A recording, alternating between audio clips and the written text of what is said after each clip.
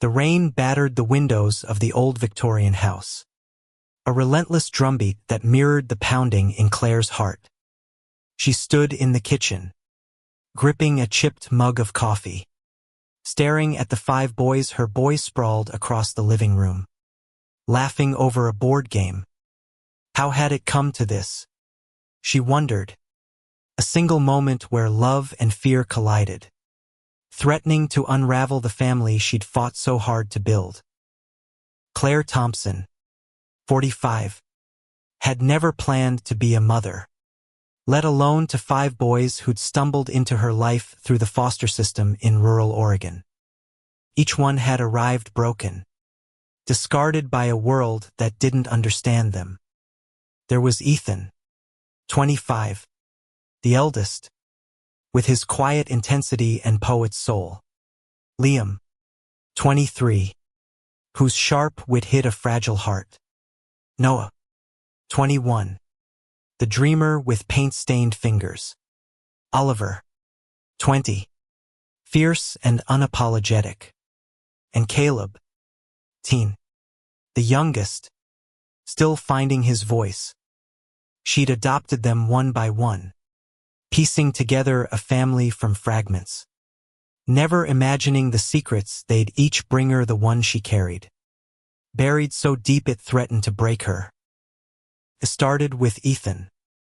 2 years ago, he'd come to her after dinner, his hands shaking as he set down his fork.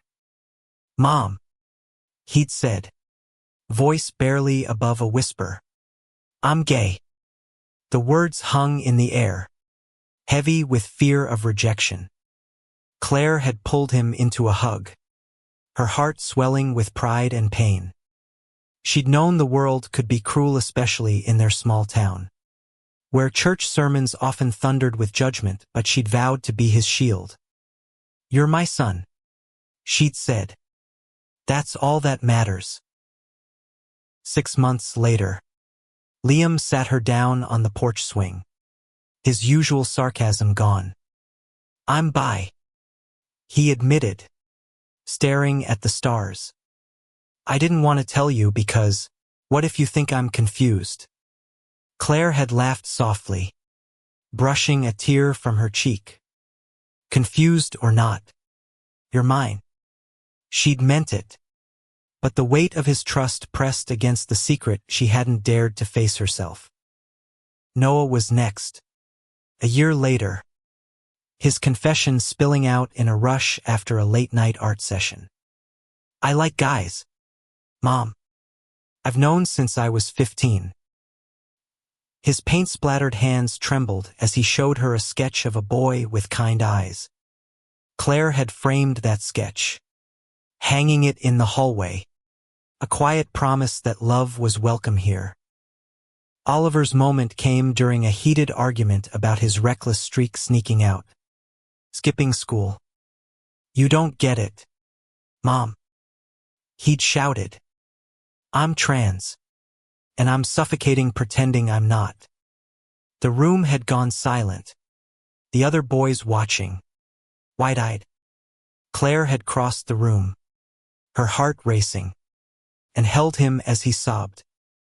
"We'll figure it out together," she'd whispered.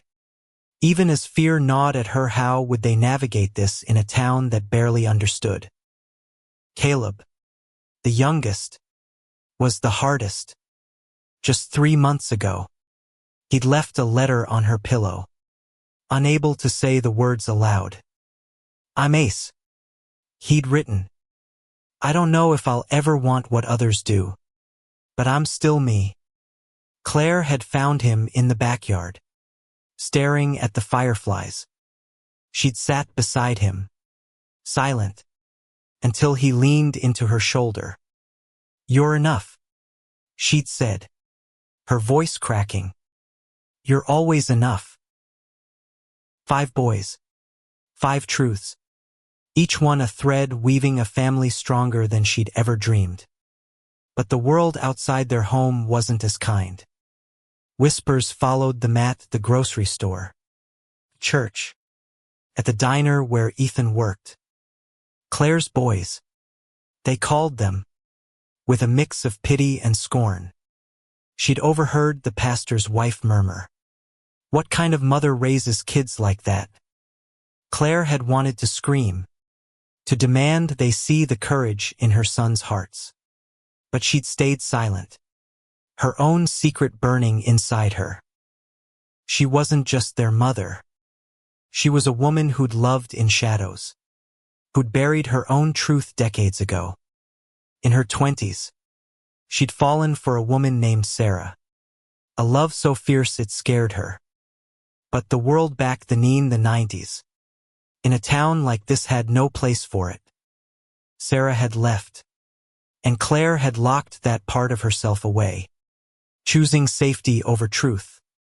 She'd built a life around helping others, becoming a foster parent, then an adoptive one, pouring her heart into her boys. But now, as each one came out, her past stirred, demanding to be seen. Tonight, as the rain poured and the boys laughed, Claire felt the weight of it all. Ethan was planning to move to Portland with his boyfriend. Liam was dating someone new, a guy from college who made him smile. Noah's art was gaining attention online, his queer love stories resonating with strangers.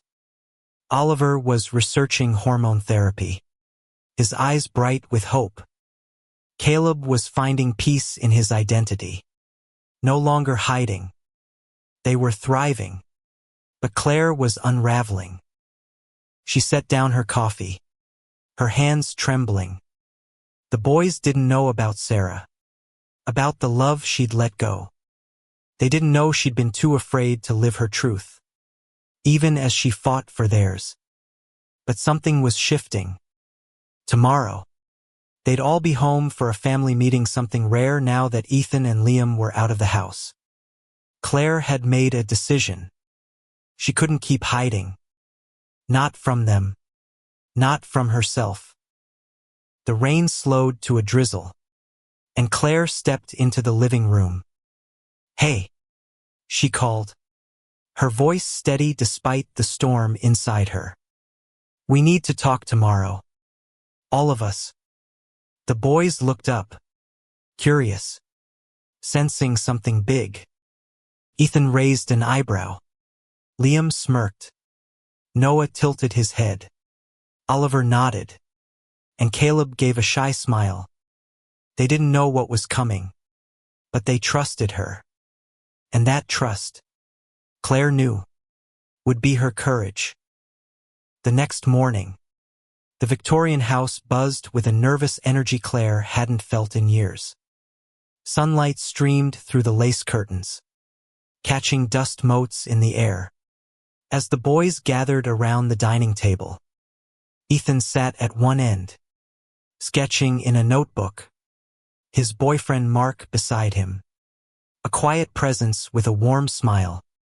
Liam was sprawled in a chair, scrolling through his phone, while Noah arranged his paintbrushes absent-mindedly. Oliver fidgeted, his leg bouncing under the table, and Caleb clutched a mug of tea, his eyes darting to Claire.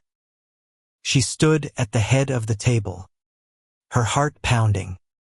"Thanks for being here," she began, her voice softer than she'd intended.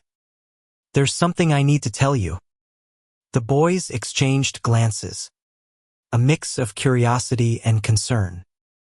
Claire had always been their rock, the one who held them together through court hearings, school bullies, and late-night fears. But now, she felt like she was standing on the edge of a cliff. "I've spent my life fighting for you," she said, her eyes moving from one face to another. "For your right to be who you are, to love who you love. But I haven't been honest with you or myself." She paused, her throat tightening. The room was silent, save for the faint hum of the refrigerator. Ethan closed his notebook. Liam set down his phone. Noah's brushes stilled. Oliver leaned forward. Caleb's grip on his mug tightened. When I was younger, Claire continued, I loved someone. Her name was Sarah. The words felt like a release, a breath she'd held for 20 years. The boy's eyes widened, but no one spoke. We were in our 20s, living in this same town. I loved her so much it scared me. But back then, I didn't think I could be me. Not here. Not with the way people talked, the way they judged. So I let her go. Ethan was the first to break the silence. Mom, he said, his voice gentle. Are you saying you're... He trailed off, as if afraid to finish the question. Claire nodded, tears prickling her eyes. I'm a lesbian. I've known it since I was a teenager. But I buried it. I thought I could outrun it by building this life. By being your mom. But watching you be so bravates made me realize I can't hide anymore. The room erupted in a mix of reactions.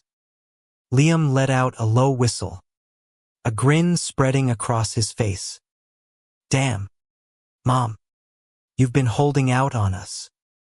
Noah reached across the table, squeezing her hand, his eyes soft with understanding. Oliver's jaw dropped, but he nodded, as if piecing together a puzzle. Caleb just stared, his expression unreadable. Ethan stood and crossed the room, pulling Claire into a hug. You didn't have to hide, he whispered. Not from us. But Caleb's silence lingered. He set down his mug, his voice barely audible. Why didn't you tell us sooner? There was no anger in his tone, only hurt. Claire's heart sank. She'd expected joy, relief, maybe even surprise, but not this. I was scared, she admitted. Scared you'd think I was a hypocrite, preaching acceptance while I hid who I was. Scared it would change how you saw me. Caleb looked away, his jaw tight. It doesn't change anything, he said finally, but his voice was strained. I need time. He stood and slipped out the back door, leaving the room heavy with unspoken words. Claire wanted to follow, but Noah shook his head. Give him space, Mom. He'll come around. The rest of the day was a blur. The boys rallied around her, sharing stories, asking about Sarah, teasing her gently about her secret life. Liam joked about setting her up on a dating app, while Oliver suggested a pride flag for the front porch. But Claire's mind was on Caleb.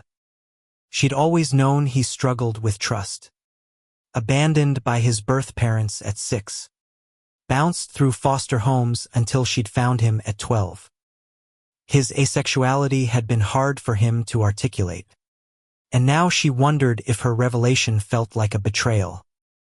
That night, she found him in the backyard, sitting on the old swing set. The stars were bright above them, and the air smelled of damp grass. I'm sorry, she said, sitting beside him. I should have told you sooner. Caleb didn't look at her, but his shoulders softened. It's not that you're, he said. It's that you didn't trust us.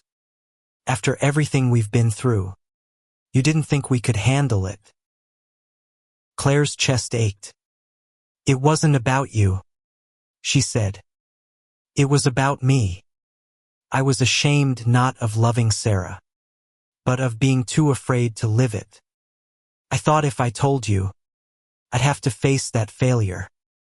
Caleb was quiet for a long time, then reached for her hand. You're not a failure, he said. You're our mom. The moment was a bomb, but Claire knew it wasn't the end. Coming out to her boys was only the first step. The town would be harder. She'd seen the looks, heard the whispers. And Sarah, where was she now? Claire hadn't searched for her in years. But the ache was still there. A ghost that lingered in the corners of her heart. As she and Caleb sat under the stars, she felt a spark of courage. Maybe it wasn't too late to live her truth. Maybe it wasn't too late to find Sarah. The weeks that followed Claire's confession were a whirlwind of change. The boys embraced her truth with a fierceness that both humbled and emboldened her. Ethan and Mark designed a subtle pride pin for her to wear at the diner. A quiet statement to the town. Liam took to calling her the coolest mom in Oregon. His teasing laced with pride. Noah painted a mural on the garage wall, a vibrant swirl of colors symbolizing their family's journey. Oliver, ever practical, researched local LGBTQ+ support groups, dragging Claire to a meeting in the next town over. Caleb was quieter, but he started joining their family dinners again. His smiles tentative but growing. But the town of Millwood wasn't as quick to adapt. Claire noticed the shift's customers at the diner who avoided her section. Neighbors who stopped waving. The pastor's wife who crossed the street when she saw her coming. At the grocery store, she overheard a group of women whispering about Claire's boys and their unnatural ways. She wanted to confront them, to demand they see her sons for the brilliant, brave men they were. But she swallowed her anger. She'd learned long ago that small towns held grudges longer than memories. One afternoon, while sorting mail at the diner, Claire found a letter with no return address. Her name was scrawled in familiar handwriting, Sarah's. Her hands shook as she tore it open. I heard about you and your boys. The letter read, I'm proud of you, Claire. I'm in Seattle now. If you're ever ready, I'd love to see you. A phone number followed, along with a single line. You were always enough. Claire read it again and again, her heart racing. Sarah was out there, still thinking of her. She didn't tell the boys right away. The letter felt too fragile, too personal. Instead, she tucked it into her pocket and carried it like a talisman.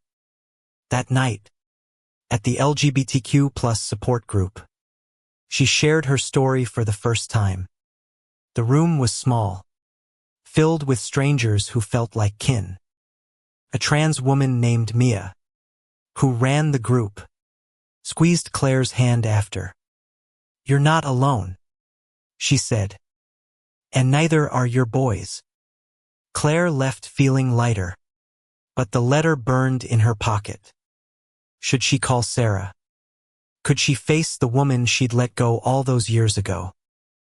Back home, the boys were planning a family trip to Portland for Pride. Ethan wanted to show Mark the city. Liam was excited for the nightlife. Noah wanted to visit art galleries. Oliver was researching trans-friendly spaces.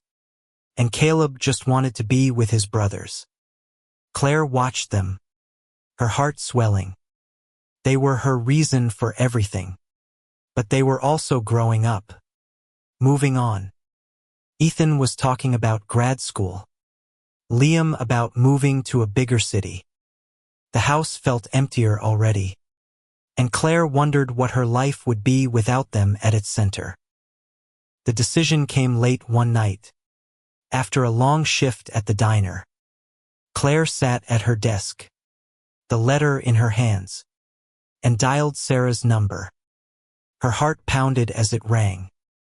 When Sarah answered, her voice was the same warm, steady, a little husky.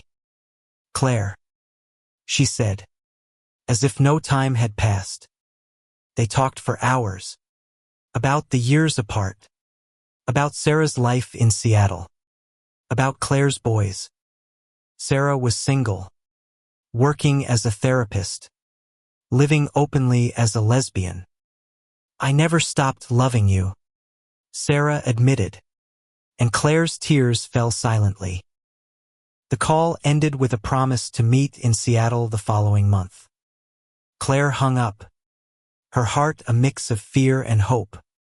She told the boys the next morning, expecting surprise. But they were thrilled. Go get your girl, Mom.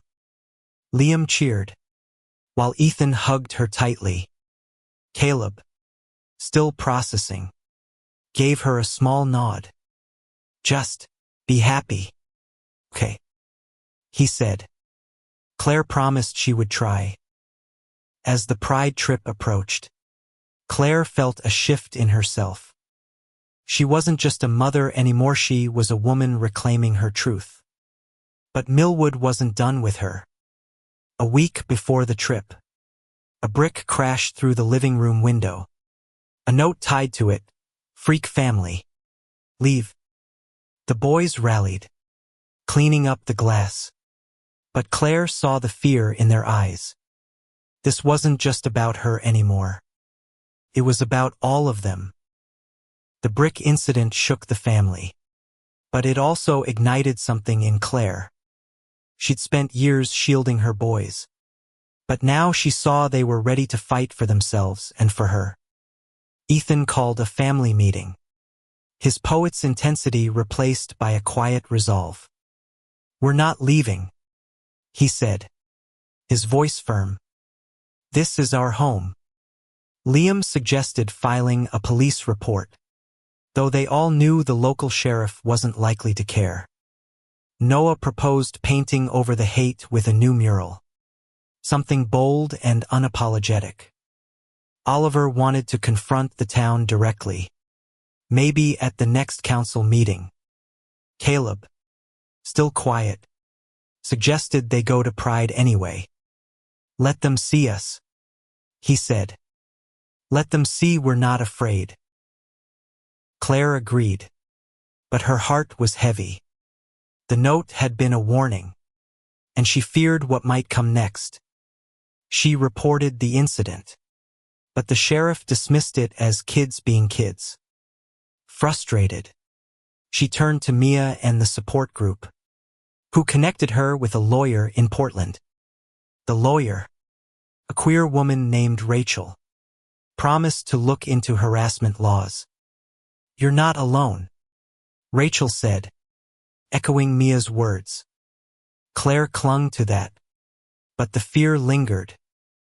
As they prepared for Pride, Claire planned her trip to Seattle to see Sarah.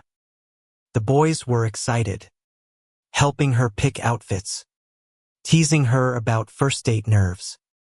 But Caleb remained distant, his smiles forced. One night, Claire found him in his room, staring at a photo of the family from years ago.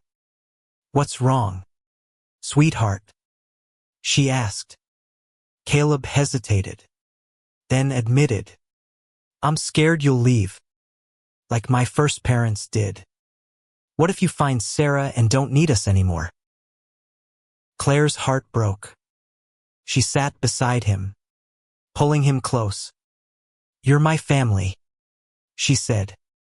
"No one could ever replace you.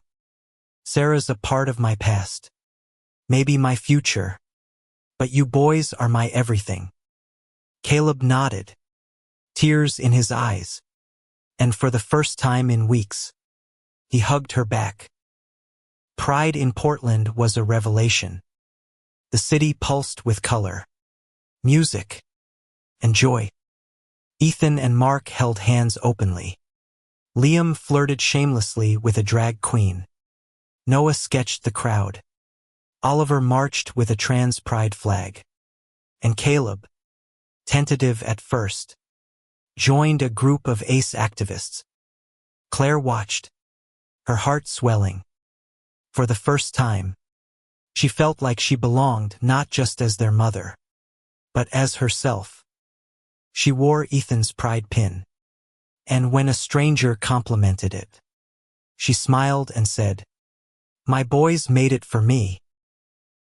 But the joy was tempered by what awaited back in Millwood. The day after they returned, Claire found another note in her mailbox. "You're not welcome here." This time, it was signed with a cross, a chilling reminder of the town's judgment. She didn't tell the boys, but Ethan noticed her tension and pressed her until she showed him the note. His face darkened. "We need to do something," he said. "This isn't just about us Anna Maria, it's about everyone like us in this town." They decided to speak at the town council meeting, a risky move in a place where tradition held sway. Claire, Ethan, and Oliver prepared a statement, while Liam and Noah rallied support online, posting about their family and the harassment. Caleb, still hesitant, agreed to stand with them. The night of the meeting, the council chamber was packed, the air thick with tension. Claire stepped to the podium, her voice steady despite her racing heart. "We're not here to fight," she began. "We're here to live. My sons are brave, kind, talented men, and they deserve to call this town home. So do I. We've faced hate, but we won't run. We're asking for your support, not your judgment." Ethan and Oliver spoke next, sharing their stories, their struggles, their pride. The room was silent. Then a few hands clapped slowly at first, then louder. Not everyone joined, but it was a start. As they left the meeting, Claire felt a weight lift. The town wasn't theirs yet, but they'd claimed their place. Now, she had to face Sarah. The trip to Seattle was days away, and with it, the chance to confront her past and maybe find her future. The drive to Seattle was a blur of nerves and anticipation. Claire's hands gripped the steering wheel, her mind replaying Sarah's voice from their call. The boys had sent her off with hugs and encouragement, Liam slipping a playlist of epic love songs into her car. But as the city skyline came into view, doubt crept in. What if Sarah had changed? What if Claire wasn't ready to open her heart again?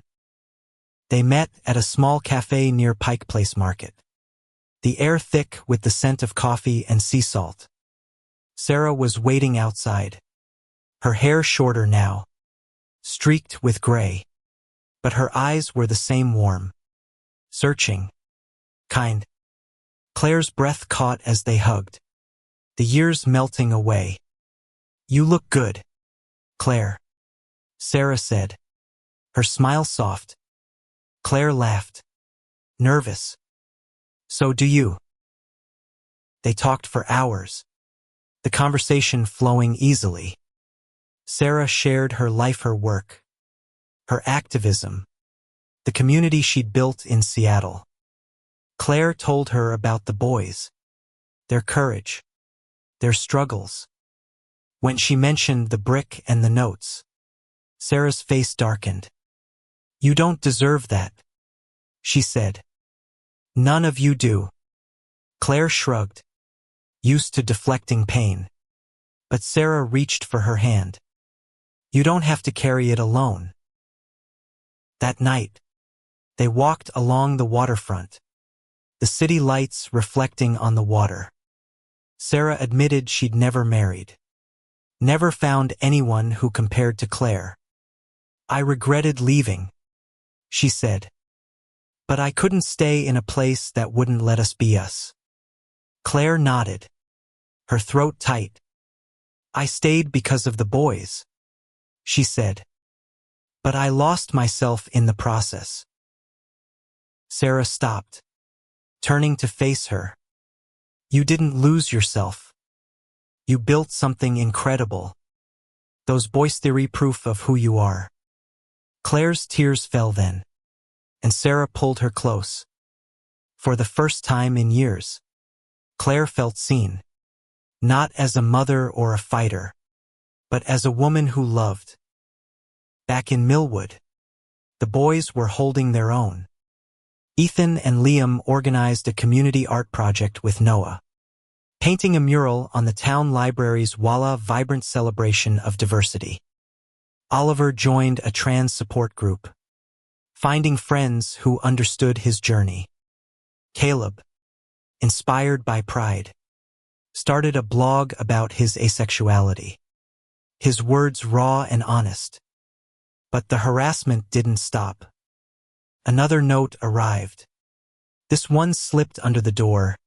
"You'll never belong."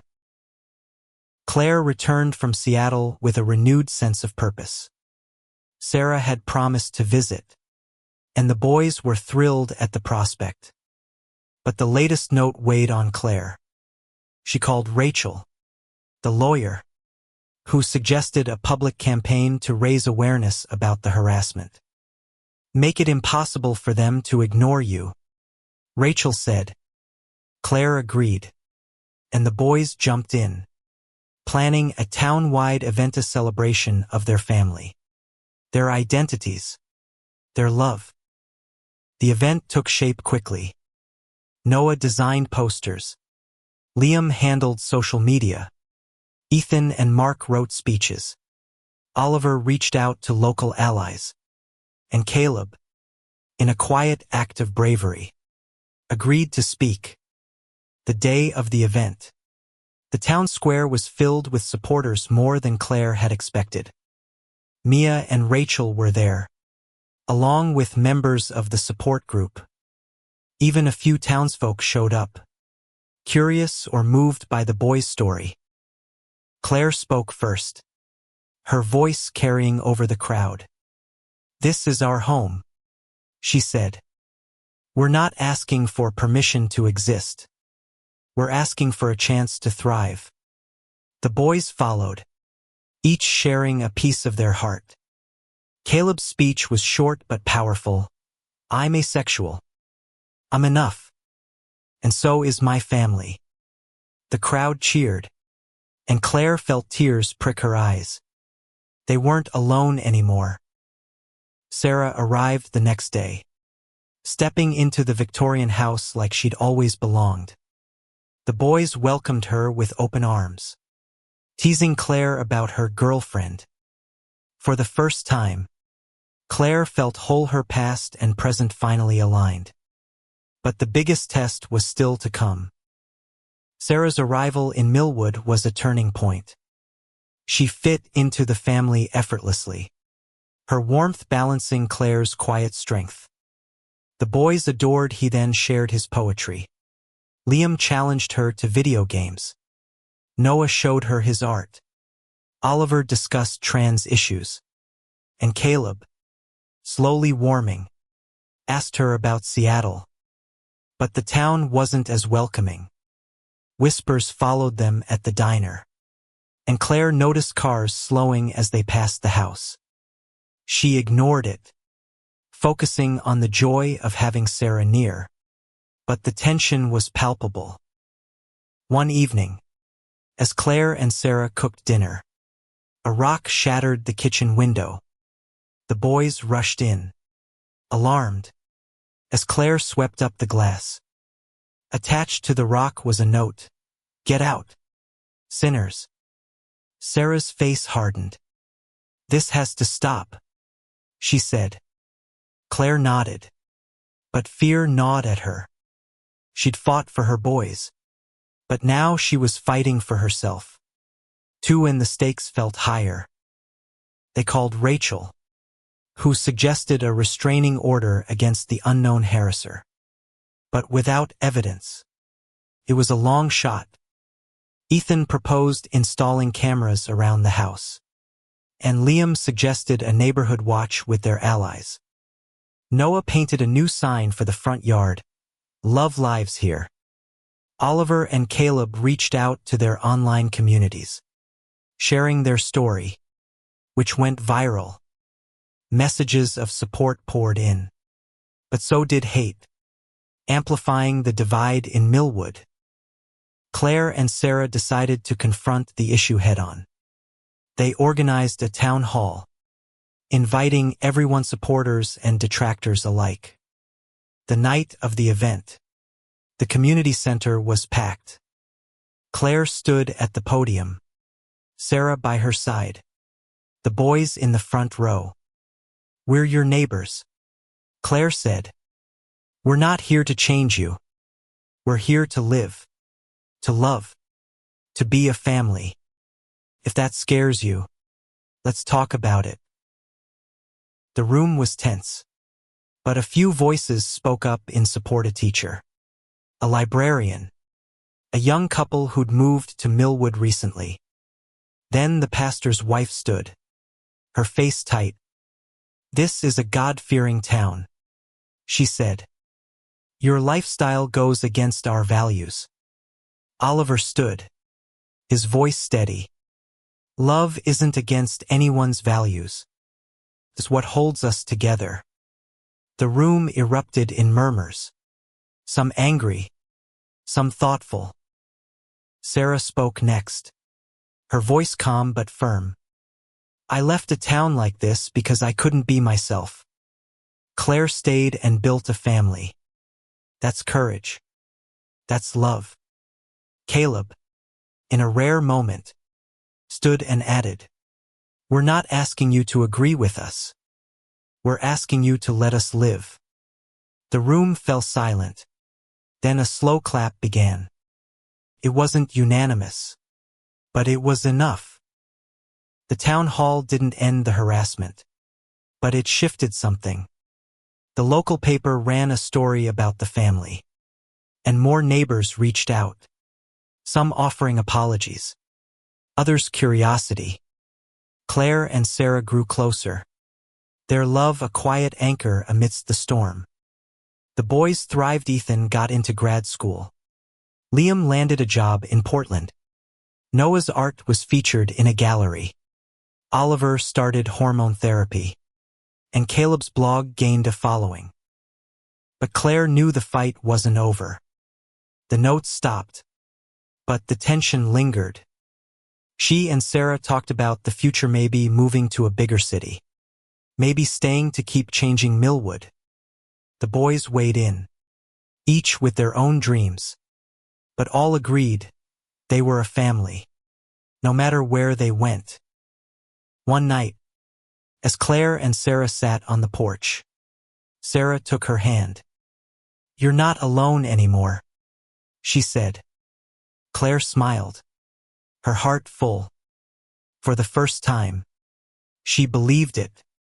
But deep down, she knew the biggest challenge was still ahead, not with the town, but within herself. Could she fully embrace the life she'd denied for so long?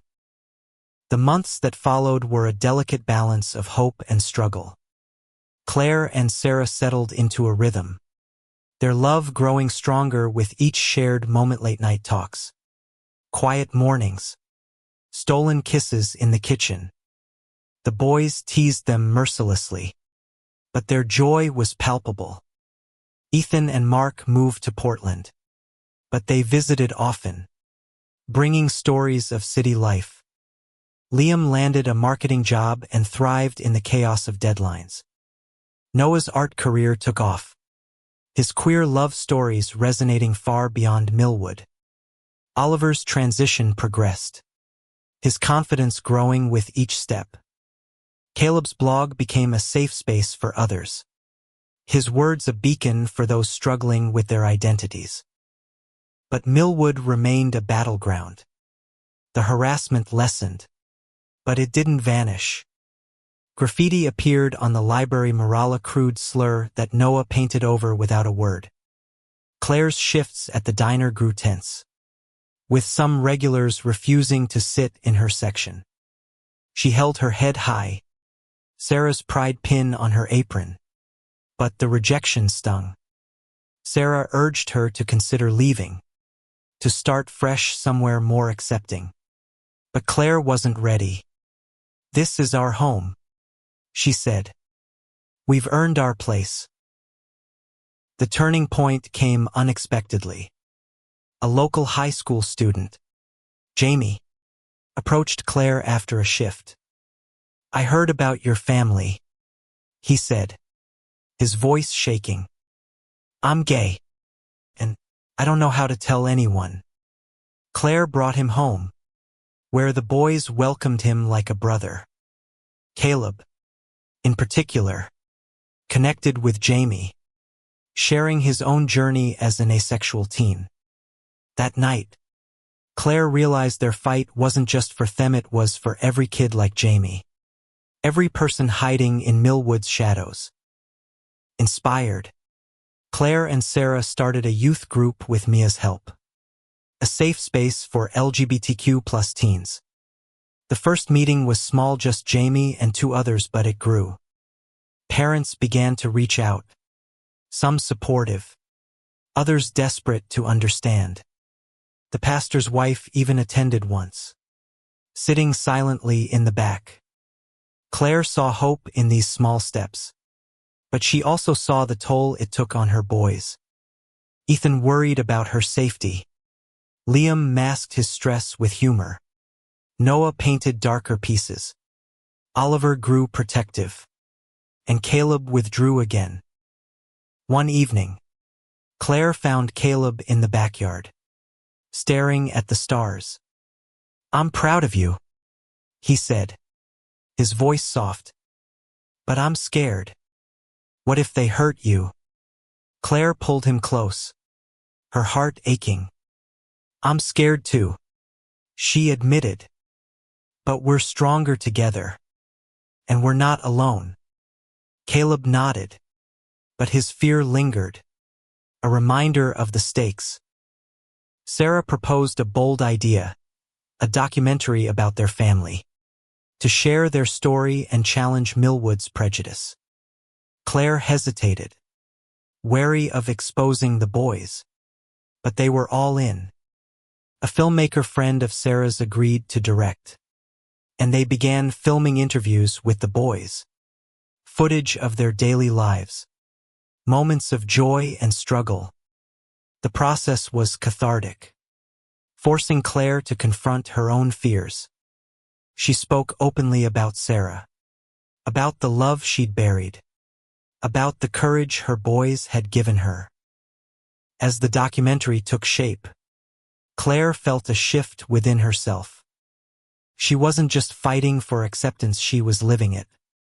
She and Sarah planned a future together. Maybe a home in Portland, close to Ethan and Liam. The boys were growing up, building their own lives, but they'd always be her family. The documentary premiered at a Portland film festival, drawing tears and applause. Millwood's reaction was mixed, but the support outweighed the hate. Jamie's parents attended, hugging Claire afterward. Thank you, his mother said. You gave my son a place to be himself. Claire knew the fight wasn't over, but she felt ready for whatever came next. She'd found her truth, her love, her family, and she wasn't hiding anymore. The documentary changed everything. Titled Family in Color. It spread beyond Portland, picked up by a streaming platform that brought their story to thousands. Messages flooded in from queer teens, from parents, from strangers moved by their resilience. Claire and Sarah watched the boys shine, Ethan's poetry, Liam's wit, Noah's art, Oliver's courage, Caleb's quiet strength. But the film also exposed Claire's vulnerability, her love for Sarah, her years of hiding, her fight to reclaim herself. She braced for backlash, but the love was louder. In Millwood, change came slowly. The youth group grew, with Jamie and others finding their voices. The pastor's wife invited Claire to coffee, an awkward but genuine attempt to understand. Some neighbors apologized. Others kept their distance. But the town square felt less hostile. Noah's mural was restored, this time with community help. Claire's shifts at the diner grew easier, with more smiles than glares. The notes stopped, though Claire never learned who'd sent them. Sarah moved to Millwood, renting a small apartment nearby while they planned their future. The boys teased them about moving too fast, but their joy was infectious. Ethan and Mark got engaged. Liam started dating a kind graphic designer. Noah's art was commissioned for a gallery. Oliver celebrated his first year on hormones. And Caleb's blog inspired a book deal. Claire marveled at their growth, but she also felt the ache of an emptying nest. One spring evening, the family gathered for a barbecue in the backyard. The air was warm, filled with laughter and the smell of grilled corn. Sarah squeezed Claire's hand, her eyes bright. "You did this," she said. "You built this." Claire shook her head. "We built it. All of us." She looked at her boys. Sarah. At the life they'd created. It wasn't perfect. Hate still lingered. Fear still crept in, but it was theirs. Later, as the stars came out, Caleb pulled Claire aside. "I'm proud of you," he said, his voice steady. "I was scared at first, but you're happy now. Really happy." Claire hugged him, tears in her eyes. "You made me brave," she said. "All of you did." The night ended with music. Ethan strumming a guitar, Liam singing off-key, Noah sketching, Oliver dancing with Sarah, Caleb smiling quietly. Claire stood back, watching her family, her heart full.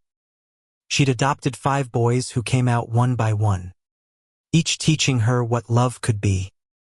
But the biggest secret, the one hidden inside her, wasn't just her love for Sarah. It was the courage to live it, to stand tall, to fight for a world where her boys could thrive. As the fireflies blinked in the darkness, Claire knew they'd face more battles, but they'd face them together, as a family forged in love, resilience, and truth. And that, she thought, was the greatest victory of all.